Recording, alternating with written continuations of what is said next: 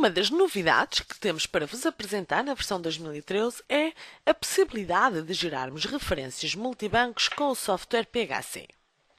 Em primeiro lugar, temos que configurar alguns dados a nível de parâmetros. E para isso vamos ver o nosso grupo de parâmetros referentes ao multibanco.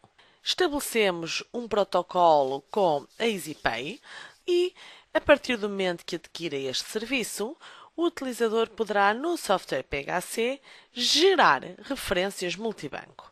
Temos então um conjunto de parâmetros que deve configurar com os dados que lhe vão ser facultados, em que temos, por exemplo, o nome do utilizador. Após os parâmetros, o utilizador tem que aceder à configuração dos documentos de faturação e vamos então validar a configuração. Utiliza referências multibanco / EasyPay. A opção está ativa. Na ficha do cliente, vamos também ativar a opção Gera referências multibanco automaticamente. E a partir deste momento, podemos faturar. Vamos escolher o nosso cliente, a referência do artigo e no separador Dados de Tesouraria, verificamos que temos então os campos para a entidade e referência multibanco e o respectivo valor. Vamos gravar. A referência foi gerada. Todas as referências que vão ser geradas pelo software PHC vão iniciar-se por 45. O valor é de 82,41 €. Vamos confirmar na página principal. Após gerar as referências, o utilizador poderia aceder ao site da EasyPay para verificar o que está pago ou não e, na opção de recibos de conta corrente para clientes, no menu de opções diversas, emissão automática de recibos, tínhamos então a possibilidade de selecionar a opção emissão automática de recibos para faturas pagas por referências multibanco, com um intervalo de tempo para essas referências, qual a série do recibo, qual o código de conta corrente e a respectiva taxa de IVA, e a partir deste momento avançávamos para a emissão dos recibos e respectivo processamento.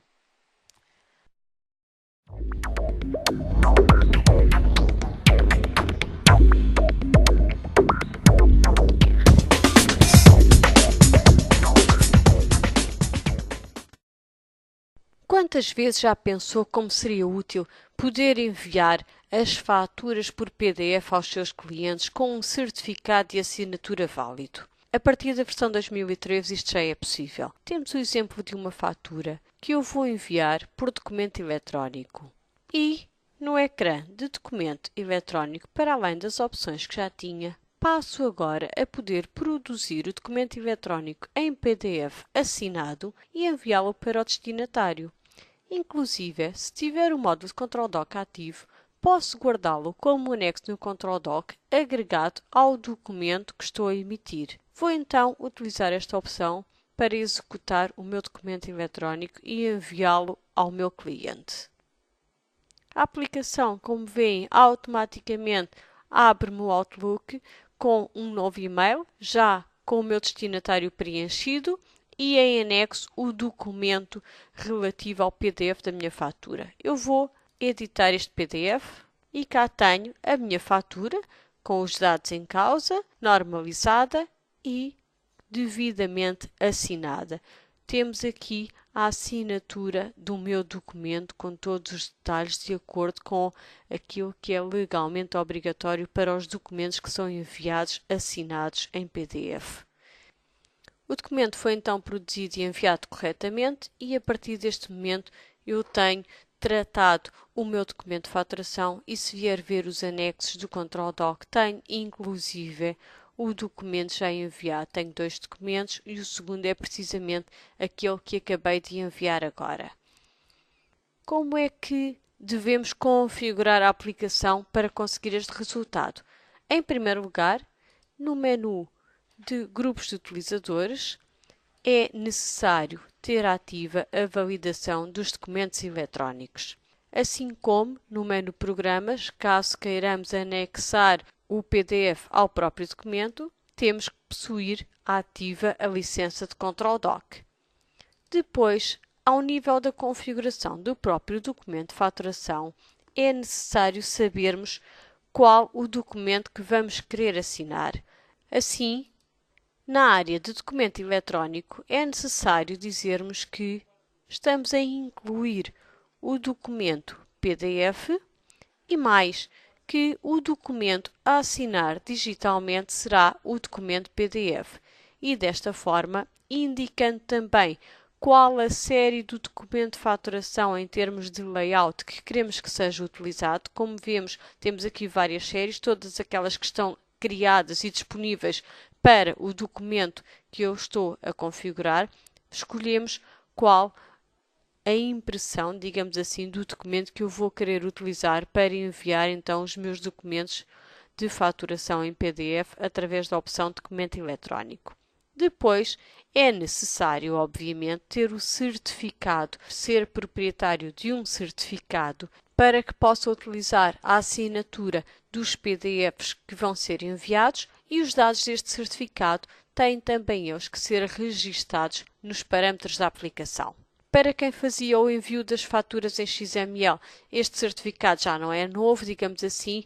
Agora, todos os utilizadores podem fazer o envio das suas faturas assinadas em PDF e, para tal, deverão ter nos parâmetros de documento eletrónico devidamente preenchidos o caminho para o certificado digital e o caminho para o certificado que vai assinar o documento em PDF. Depois, é obviamente necessário indicar que utiliza documento eletrónico, dizer qual o nome para a assinatura dos documentos em PDF e este nome tem que ser exatamente igual ao mesmo que deram quando pediram para que vos fosse emitido um certificado. Então, o nome que consta desse certificado é o que tem que indicar aqui como nome para a assinatura dos documentos em PDF. E desta forma estão concluídas as parametrizações necessárias. Como veem, neste caso são muito simples e passam a poder enviar as faturas através da opção de documento eletrónico como PDF assinado e inclusive anexá-lo ao vosso Control Doc, ficando agregado ao documento através do qual foi emitido.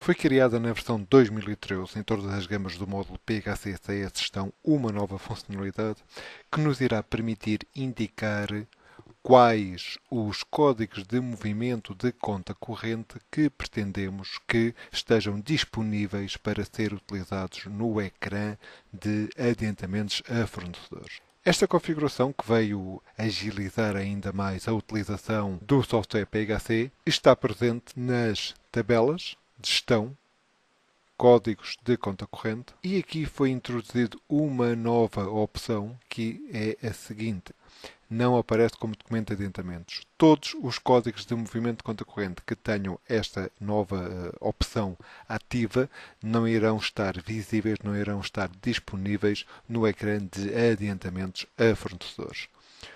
Os respectivos códigos que assim se pretenda que apareçam disponíveis não terão esta opção ativa e então serão os que irão aparecer disponíveis no respectivo ecrã.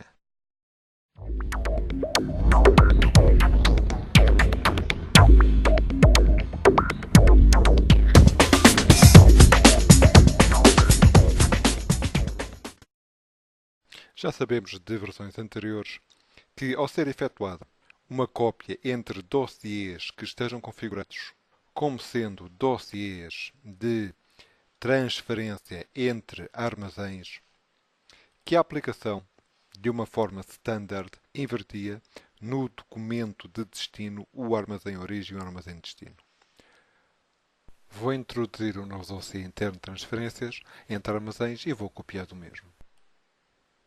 Vou escolher o dossiê que pretendo copiar e, ao copiar O que no documento de origem, o armazém origem era o 1, passou a ser no documento atual o 10 e o armazém destino 1. Ou seja, existe uma inversão do armazém de destino e do armazém de origem. Na versão 2013 surge agora a possibilidade de, ao efetuar cópias entre dossiês configurados como sendo dossiês de transferências entre armazéns, dar a indicação de que não pretendo que seja feita esta inversão.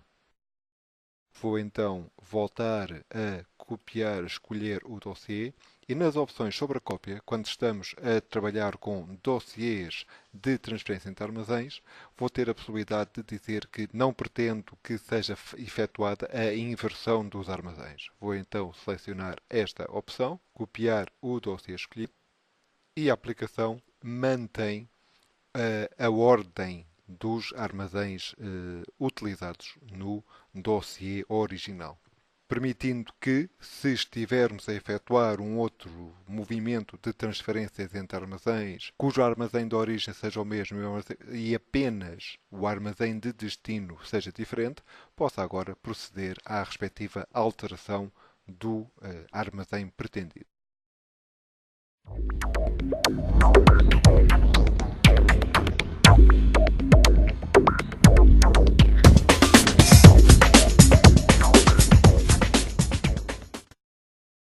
Na versão 2013, trabalhando com o módulo de gestão logística associado ao módulo de equipamentos ou de suporte técnico, passou a ser possível no ecrã de equipamentos, nas opções diversas, na opção documentos emitidos para o respectivo número de série, visualizar algumas novas colunas que foram adicionadas que nos irão permitir saber a localização do respectivo equipamento. Foram adicionadas colunas que nos vão dar indicação em relação ao documento utilizado, em que zona, em que alvéolo e, no caso de documentos configurados como documentos de transferência, também a coluna de armazém de destino, zona de destino e alvéolo de destino, que nos irão permitir obter a rastreabilidade do nosso produto e saber onde é que esse mesmo se encontra. Este equipamento foi um equipamento que finalmente foi vendido, deu saída e neste momento, portanto, a informação que aqui se encontra é a de que não está em nenhum alvéolo do meu armazém.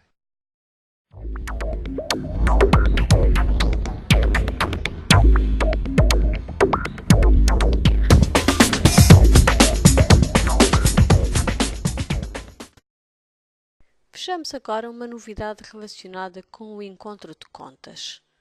Vamos executar, neste caso, a título exemplificativo, o encontro de contas para todos os clientes e fornecedores, definindo o local de tesouraria para quando temos saldo a receber e para quando temos saldo a pagar. No próximo passo temos então a relação, como já acontecia, de todas as entidades que são nossos clientes e simultaneamente nossos fornecedores. Vou pegar aqui, logo no primeiro exemplo, o Manuel Fernandes Pinto, que é também nosso fornecedor. Temos documentos do cliente e fornecedor para regularizar, então eu vou selecioná-lo, pode ser a partir da opção cliente, e sim, automaticamente a aplicação seleciona-me todos os registros desta entidade. Como estamos a ver, os registros das restantes entidades não são selecionados. Isto para simplificar a relação de movimentos. E temos a data do documento a emitir, o total de débito, o total de crédito e passamos agora a ter um novo campo que nos indica o saldo, ou seja, a diferença entre os débitos e os créditos desta entidade. Neste caso, temos um saldo negativo porque o total do crédito é bastante superior ao total do débito. Isto permite-nos ter uma noção imediata dos saldos das relações entre os documentos de cliente e fornecedor que temos para regularizar e podemos depois ir desativando movimentos de regularização e, como podemos ver, automaticamente a aplicação vai atualizando em cada momento o saldo entre total de débito e total de crédito e Se decidirmos fazer o acerto para que não exista lugar a pagamento nem a recebimento, o saldo passa automaticamente a ser zero. Ou seja, a aplicação faz a regularização parcial de um movimento a débito ou a crédito para que o saldo seja zero e é precisamente o que aqui temos reportado. Esta possibilidade de fazer o acerto já existia. A novidade é precisamente a apresentação em cada momento do saldo dos movimentos a regularizar e temos então um encontro de contas ainda mais intuitivo e mais facilitador da relação e da regularização dos nossos movimentos. Posso agora terminar e, neste caso, serão regularizados os documentos selecionados sem que exista lugar a transação monetária. Foi emitido um recibo e um pagamento pelo mesmo montante.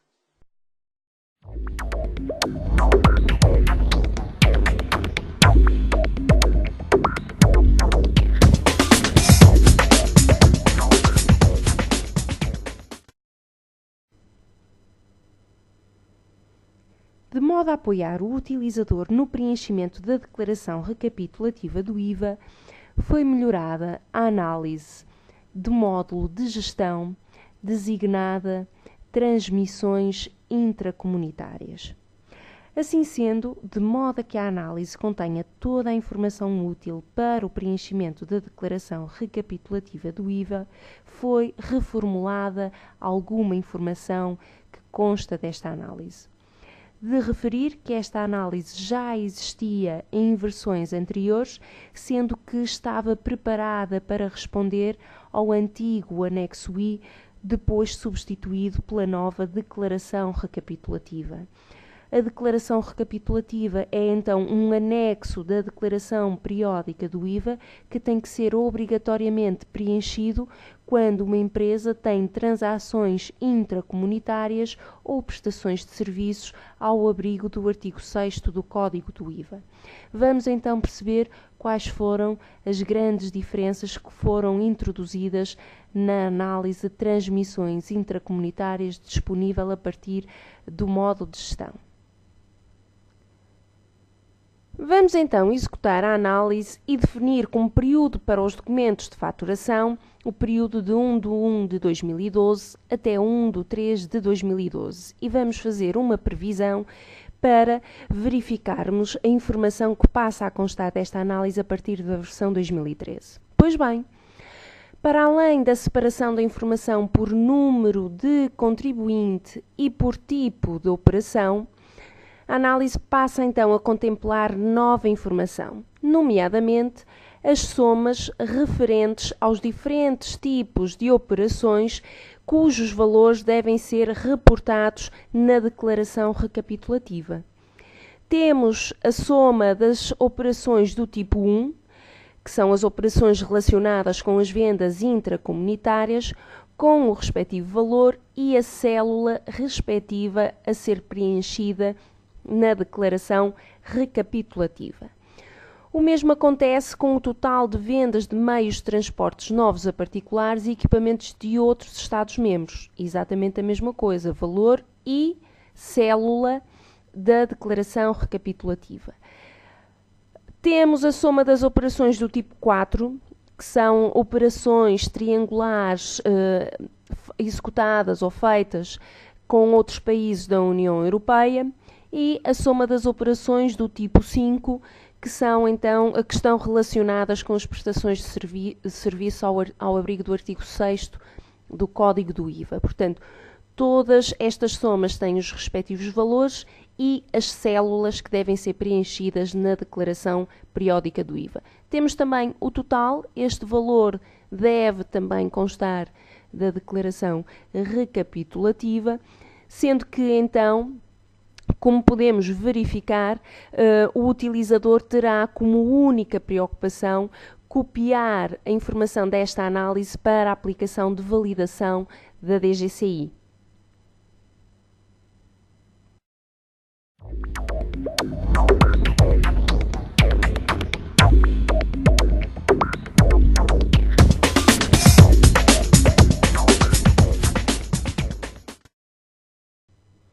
As grandes empresas, devido às suas características, têm um enorme volume de movimentos, pelo que têm necessidades acrescidas no que diz respeito à sua gestão de estoques. Na versão 2013, o software PHC disponibiliza na sua gama Enterprise a possibilidade de se efetuar uma gestão avançada de estoques.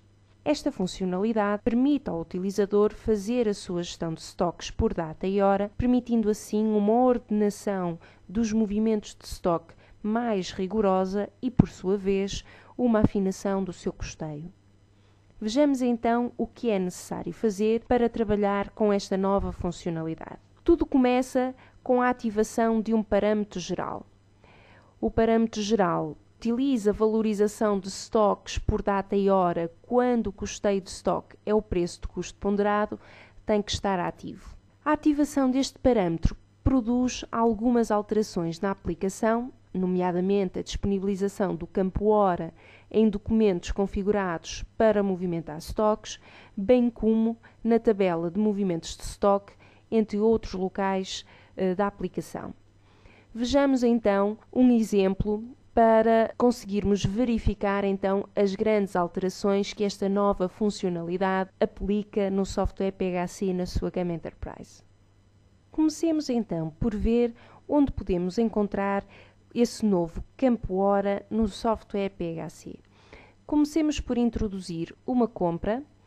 Obviamente que esta compra ou que este documento de compra tem que estar configurado para trabalhar com movimentação de estoques e vamos fazer aqui alguns movimentos para que possamos depois, mais à frente, verificar então as grandes alterações que esta nova funcionalidade traz na versão 2013 da gama Enterprise. Vamos só terminar de introduzir aqui o último artigo e podemos logo aqui verificar então um novo campo hora. Temos então aqui o campo hora para estoque que é preenchido com a hora em que se está a introduzir um movimento. No entanto, o utilizador poderá a qualquer momento alterar esta hora. Vamos gravar o documento e vamos introduzir agora um documento de vendas. A venda, de igual modo, tem que estar também configurada para movimentar estoques. E também aqui vamos introduzir exatamente os mesmos artigos, porque são estes artigos que vamos utilizar ao longo do exemplo para visualizar todas estas grandes alterações. E aqui também podemos então encontrar o campo hora para estoque. Gravando o documento, e vamos imaginar que queríamos definir que a saída ou o movimento de estoque de saída referente a este documento tem que ser feito antes da compra. Portanto, a qualquer momento podemos chegar aqui ao campo hora, a aplicação avisa que vamos alterar um documento, o documento de venda, e é só alterar então a hora para a hora que pretendermos definir então este movimento de estoque. Vamos fazer exatamente a mesma coisa para os dossiês internos. Imaginemos que temos um dossiê interno guia de remessa, portanto vamos dar entrada da mercadoria através de uma guia de remessa que também está configurada para movimentar estoque. Aqui podemos também visualizar o campo hora. O campo hora encontra-se no separador Outros dados, hora para estoque. Temos aqui mais um tipo de documento configurado então para o movimentar estoque e vamos terminar este pequeno circuito com a introdução de apenas mais uma venda, porque depois estas movimentações vão ser essenciais para vos mostrar mais à frente as alterações que foram introduzidas. Falta só mais um registro e vamos gravar a venda. Para conseguirmos perceber então as grandes alterações que esta nova funcionalidade traz na versão 2013 na gama Enterprise, vamos solicitar um extrato de movimentos do artigo A002 para percebermos já aqui algumas diferenças. Portanto, cá está, conseguimos, olhando para este extrato, visualizar já uma grande diferença que se prende com a ordenação dos movimentos de estoque. Eles estão não só organizados por data, mas também por hora. E podemos verificar isso de uma forma muito simples. Introduzimos o documento de compra antes do documento de venda. No entanto, como alteramos a hora no documento de venda, a ordenação aqui no extrato de movimentos reflete isso mesmo. Portanto, temos então o movimento de saída feito antes do movimento de entrada. Por aqui conseguimos obter um extrato de movimentos muito mais organizado, não só então pela data, mas também pela hora. Mas nada como vermos uma comparação com uma base de dados sem este parâmetro da valorização de estoques por data e hora ativo, para conseguirmos perceber as grandes diferenças entre uma base de dados com parâmetro ativo e sem parâmetro ativo. Estando então posicionados na base de dados sem o parâmetro ativo e solicitando exatamente o mesmo extrato de movimentos para o artigo A002, filtrado para a data de 5/1, uma vez que estes movimentos são comuns às duas bases de dados, podemos então aqui confirmar aquilo que tínhamos visto ainda há pouco. Portanto, a ordenação neste caso não é feita por data e hora. Portanto, a aplicação considera primeiro as entradas e só depois as saídas. Voltando novamente à base de dados com o parâmetro ativo, podemos também verificar que, devido a esta nova funcionalidade, conseguimos ter também um custeio mais elaborado, mais afinado, mais próximo então da realidade. Se solicitarmos um inventário de estoques em determinada data, valorizado ao preço de custo ponderado, e eu vou colocar aqui a data de 5/1, e vamos filtrar aqueles 3 artigos que fomos introduzindo nos movimentos, podemos então verificar logo aqui pelo valor total do custeio que o valor ascende a 5.592,03. Mas nada como fazer a comparação novamente com uma base de dados sem parâmetro ativo para conseguirmos visualizar aqui já uma diferença no que diz respeito ao valor do custeio. Estando novamente posicionados na base de dados sem o parâmetro ativo e solicitando um inventário de estoques à data também valorizado ao preço de custo ponderado à data para 5/1 e filtrando exatamente os mesmos artigos, podemos então aqui verificar já uma diferença, apesar dos poucos movimentos que foram efetuados. Portanto, a nível do valor total do custeio na base de dados sem parâmetro ativo, nós temos o total de 5.594,20 €. Portanto, verifica-se já aqui, então, uma diferença a nível de custeio com esta nova funcionalidade. Portanto, este custeio aproxima-se muito mais da realidade, trabalhando com a valorização de estoques por data e hora. Mas não ficamos por aqui nos melhoramentos das rotinas relacionadas com a gestão de estoques. Na versão 2013 da gama PHC Enterprise foi também otimizada a funcionalidade da rotina de correção de erros nos estoques. Como as grandes empresas têm sempre grandes dificuldades ao correr esta rotina, necessitando muitas vezes de o fazer ao fim de semana, porque são de facto necessários os 2 dias para o fazer, criamos novos campos na aplicação que vão ajudar a otimizar esta rotina. Para mostrar esses novos campos neste vídeo, desenvolvemos uma tecla do utilizador que vamos utilizar especificamente só neste exemplo, para então conseguirmos verificar quais são esses novos campos. Vamos correr então a tecla e, para além do campo descrição do documento, data e referência, temos também o campo hora, o campo preço de custo ponderado global, estoque total e total de entradas. Portanto, são estes os 3 novos campos que irão fazer então a diferença no cálculo da rotina de correção de erros nos estoques. Mas, olhando para esta listagem, conseguimos verificar então que estes campos aparecem preenchidos a partir só de determinada data. Isso acontece porque o parâmetro da valorização de estoques por data e hora foi ativo a partir dessa data. Assim sendo, sempre que se faz um movimento de estoque, já com o parâmetro ativo, a aplicação passa então a preencher de uma forma automática estes campos. Acontece, porém, que existem campos cujos valores não se encontram preenchidos. Isso deve-se ao facto do parâmetro geral não estar ativo e desses campos ainda não existirem na aplicação quando os movimentos de estoque foram efetuados.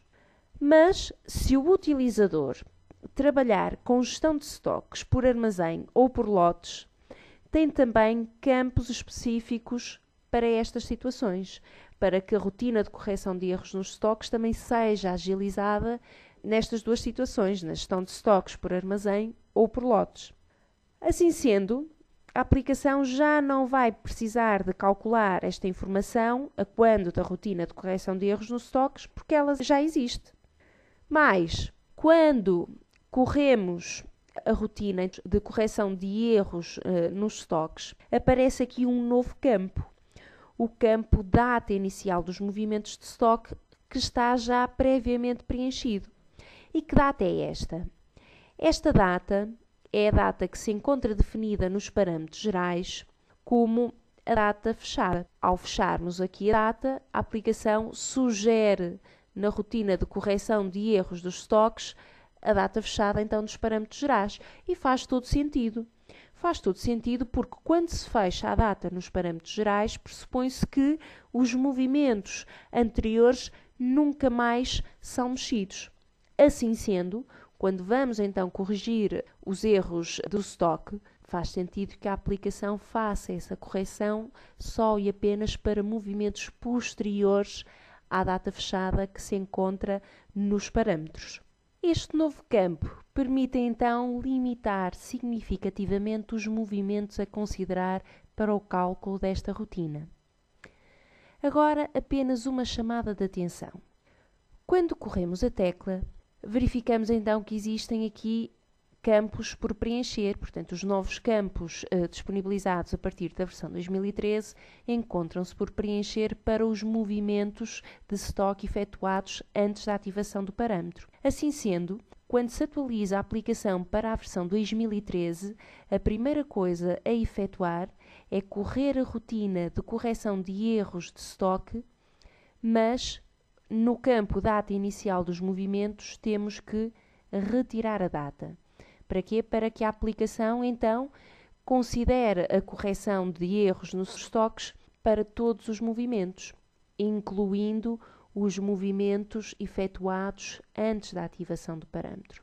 Assim sendo, vamos então verificar e corrigir o estoque. A aplicação avisa que a data escolhida é anterior à data fechada. Ok, tudo bem. E vamos então correr esta rotina. Ok, está terminado. Vamos correr novamente a tecla e verificar o que é que aconteceu. Portanto, os campos passaram então a estar preenchidos, sendo que então desta maneira conseguimos ter a rotina de correção de erros dos estoques muito mais otimizada. Para finalizar, apenas a referência a uma outra melhoria com esta nova funcionalidade. O parâmetro geral relacionado com a atualização do custo das vendas corrige o custo das vendas dos artigos comprados quando grava a compra. Muitas vezes não era possível estar ativo em algumas empresas que tinham muitos movimentos. Porquê? Porque a gravação do documento tornava-se muito lenta. Ora, com esta nova funcionalidade, este parâmetro pode estar ativo. Porquê? Porque a aplicação passa a ler o último movimento de estoque, podendo assim o utilizador trabalhar com o custo das vendas sempre atualizado no software PHC.